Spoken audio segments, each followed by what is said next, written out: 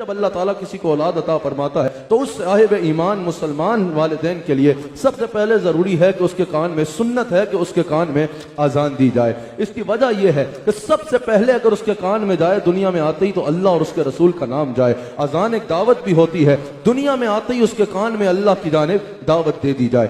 اور حضور علیہ الصلوۃ والسلام نے خود ارشاد فرمایا، امام باقی نقل کرتے ہیں، حضرت حسن رضی اللہ تعالیٰ عنہ راوی ہیں، حضور علیہ الصلوۃ والسلام نے فرمایا کہ جس کے گھر میں بچہ ہو اس کو چاہیے کہ وہ اس کے دائیں کان میں اذان دے اور بائیں کان میں اقامت کہے۔ اس کا مقصد یہ ہے، اچھا بعض لوگ جو ہے وہ انتظار کرتے ہیں، 2 ہفتے ہو گئے بھی بچے کے کان میں اذان نہیں دی، ہمارے پیر صاحب آئیں گے تو پیر صاحب اذان دیں گے۔ ارے بھائی، پیر صاحب آئیں گے تو وہ 100 بار اذان پڑھ دے، یقیناً جب اللہ کا ولی اذان پڑھے گا، اللہ کا کامل بندہ اذان پڑھے گا تو اس کی بے شمار مزید برکات شامل ہو جائیں گی۔ لیکن پیر صاحب کا اذان کے لیے انتظار نہ کیجئے، وہ آئیں گے وہ اذان دیتے رہیں گے۔ کوئی عالم با عمل ہے، وہ آئے گا وہ اذان دیتا رہے گا، اس کی اپنی برکت ہے۔ بھئی اذان نہیں دے رہے، بچے کا دادا آئے گا تو اذان دیں گے۔ ارے دادا جی آ کے اذان دیتے رہیں گے، سب سے پہلے تو اس کی ذمہ داری ہے کہ تم اس کے کان میں اذان پڑھو۔ یہ سنت ہے اس لیے تاکہ جس کام کا آغاز اللہ اور اس کے رسول کے ذکر سے ہوگا اس کی برکت اس میں شامل ہوگی۔